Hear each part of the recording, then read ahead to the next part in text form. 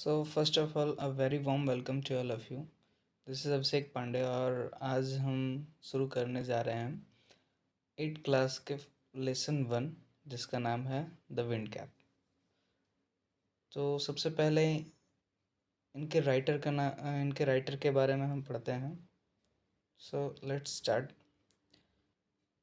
जैन हयात यॉलन, ये पूरा राइटर का नाम है। 1939 इनका जन्म 1939 में हुआ था। Is an American author and editor. वो क्या थी? एक अमेरिकन लेखिका थी।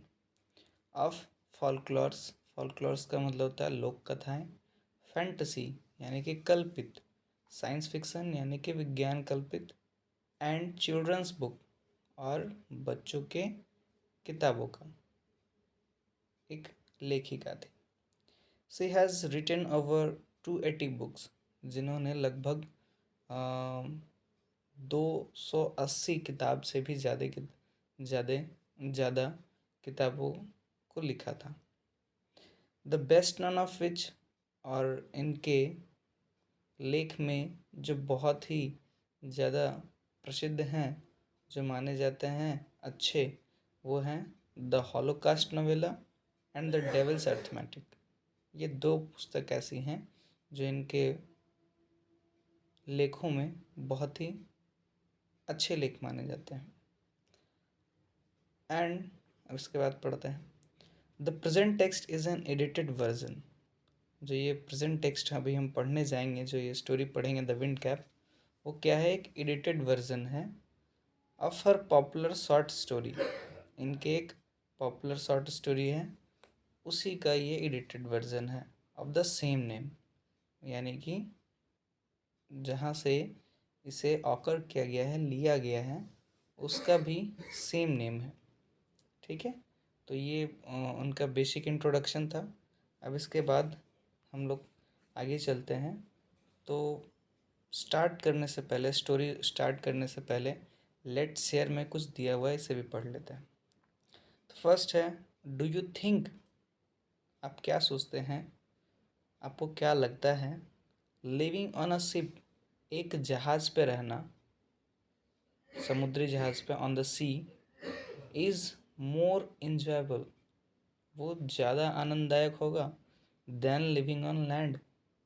यानी कि पूरे सेंटेंस का मतलब है कि आपको क्या लगता है कि अगर आप एक समुद्री जहाज़ पे समुद्र में रह रहे हैं तो वो ज़्यादा आनंद प्रिय होगा लैंड पे, यानी कि भूमि पे रहने से। ये पहला था।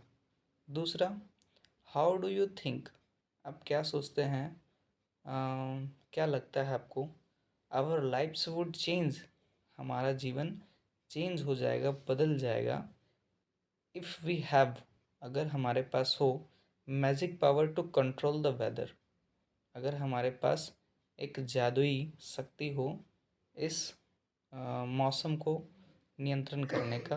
तो कंट्रोल नियंत्रण होता है, वेदर मौसम होता है, ये छोटी छोटी चीज़ें हैं, इसलिए मैं उतना डिटेल नहीं बता रहा हूँ, फिर भी। अब यहाँ से स्टोरी स्टार्ट होता है। Let's read, line by line देखते जाइएगा ताकि वर्ड्स और लाइन बहुत ही अच्छे से क्लियर हो पाए। तो there was once a lad, मतलब लैड का मतलब लड़का होता है या बच्चा, बॉय भी बोल सकते हैं। कि एक बार की बात है, एक बच्चा था, who wanted to be a sailor, जो बनना चाहता था एक सेलर, सेलर मतलब नाविक। बट हिज मदर, पर उसकी माँ, would not let him go to the sea, पर उसकी माँ उसे जाने नहीं देती थी समुद्र में। और उनसे कहा करती थी, उस बच्चे से उसकी माँ कहती थी, चाइल्ड, बच्चे, what do you know of selling, तुम क्या जानते हो सेलिंग के बारे में। सी वुड से, कहती है ना, यू आर अ फार्मर सन, तुम एक किसान के बच्चे हो, किसान के बेटे हो। You know the turns of the season, तुम जानते हो ऋतुओं के बदलाव को। And the smell of the soil, और मिट्टी के सुगंध को तुम पहचानते हो, जानते हो, but you don't know the sea, पर तुम नहीं जानते हो समुद्र को। ये फर्स्ट पैराग्राफ कंप्लीट हुआ। मतलब ये फर्स्ट पैराग्राफ में इसकी माँ बच्चे से कहती है कि तुम समुद्र में तो जाना चाहते हो, और उसे जाने से मना करती है और कहती है कि क्योंकि तुम एक फार्मर के बेटे हो, किसान के बेटे हो, तो तुम ऋतुओं को अच्छी तरह से जानते हो, उसके चेंजेस को जानते हो कि कैसे वो बदलता है। मिट्टी के सुगंध को तुम जानते हो, पर ये नहीं जानते हो कि सी क्या है, समुद्र क्या है। ठीक है, मतलब समुद्र के बारे में क्या है वो। अब दूसरा पैराग्राफ पढ़ते हैं। नाउ द बॉय, अब जो बच्चा, जो लड़का होता है, हुज नेम वाज जॉन, जिसका नाम होता है, नाम रहता है जॉन। ठीक है। Had always obeyed his mother, obeyed मतलब होता है हमेशा आज्ञा का पालन करना या बात मानना, जो हमेशा अपनी माँ की बात को माना करता था। So he went about his farm, तो वो चला जाता है अपने खेती के काम को करने के लिए, फार्म्स वर्क है ना। विथ अ हैवी हार्ट, एक भारी मन से जाता है। But did not again mention the sea, उसका मन भारी होता है पर फिर भी वो खेती के काम में लग जाता है, और फिर वो कभी मेंशन नहीं करता है सी के बारे में। ठीक है, अब थर्ड पैराग्राफ में जाते हैं। वन डे, एक दिन, he had been walking behind the plough, plough मतलब होता है हल, कि वो क्या कर रहा था जब खेती कर रहा था, तो प्लग के पीछे पीछे, अपने हल के पीछे पीछे चल रहा था। He all but ran over a tiny green turtle, वो चल ही रहा था, जा रहा था, पर क्या होता है कि अचानक से वो देखता है अ टीनी ग्रीन टर्टल, जो एक हरे रंग का छोटा सा कछुए को, on a clod of dirt, clod dirt मतलब कीचड़ बोल सकते हैं, गंदे कीचड़ में, क्योंकि जब खेती किया जाता है तो क्या होता है कि पूरे तरह से पानी से पूरा भरा हुआ रहता है खेत, और वो कीचड़ कीचड़ होता है, इसीलिए बोलता है कि कीचड़ में। ठीक है। ही पिक द टर्टल अप, वो क्या करता है, कछुए को उठाता है, and set it on his head, और उसे क्या करता है, अपने सर पे बिठा लेता है। वेयर ही न्यू, जहाँ वो जानता था, इट वुड बी सेफ, कि ये यहाँ पे सुरक्षित रहेगा। When he was done with plugging, जब वो अपने जुताई का काम कंप्लीट कर लेता है, पूरा हो जाता है, जॉन पॉल्क्ड द टर्टल, जॉन क्या करता है, उस टर्टल को उठाता है वापस से, फ्रॉम हिज हेड, अपने सर से उठाता है, टू हिज अटर, मतलब अब क्या होता है, वो अचानक से सरप्राइज, चौंक जाता है। ही, क्यों चौंक जाता है, ही फाउंड दैट, क्या मिलता है उसे, क्यों चौंकता है, दैट इट हैड टर्न, वो क्या हो चुका है, बदल चुका है, चेंज हो चुका है, इन टू अ टीनी ग्रीन फेरी, एक ग्रीन कलर के यानी कि हरे रंग के परी में तब्दील हो चुका है। बट ये जो परी था, परी तो हम लोग जैसे जानते हैं कि वो फीमेल होती है, बट ये फेरी मैन था। ठीक है। दैट स्टूड, जो खड़ा था, अपॉन हिज पाल्म, जो उसके हथेली पे खड़ा था, एंड बॉयड, बॉयड मतलब वो सर झुकाए हुए ग्रीटिंग जैसे करते हैं किसी को, वैसे वो ग्रीटिंग कर रहा था, जैसे कि हम इस पिक्चर में अच्छे से देख भी पा रहे हैं कि ये ग्रीटिंग कर रहा है सर झुका करके, अपने हेड को झुका के।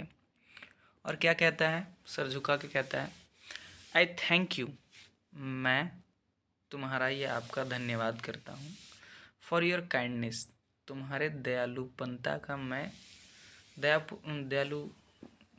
दयालुता के लिए मैं तुम्हारा धन्यवाद करता हूँ। Tell me your heart's desire, तुम अपने मन की इच्छा को मुझे बताओ। डिज़ायर्स मतलब इच्छा होता है, हार्ट्स हार्ट्स डिज़ायर मतलब कि दिल की इच्छा या मन की इच्छा, दोनों ही कह सकते हैं। And I will grant it, मैं वो पूरा करूँगा, टू यू, तुम्हारे लिए, फॉर सेविंग माई लाइफ, क्योंकि तुमने मेरे जीवन की रक्षा की है।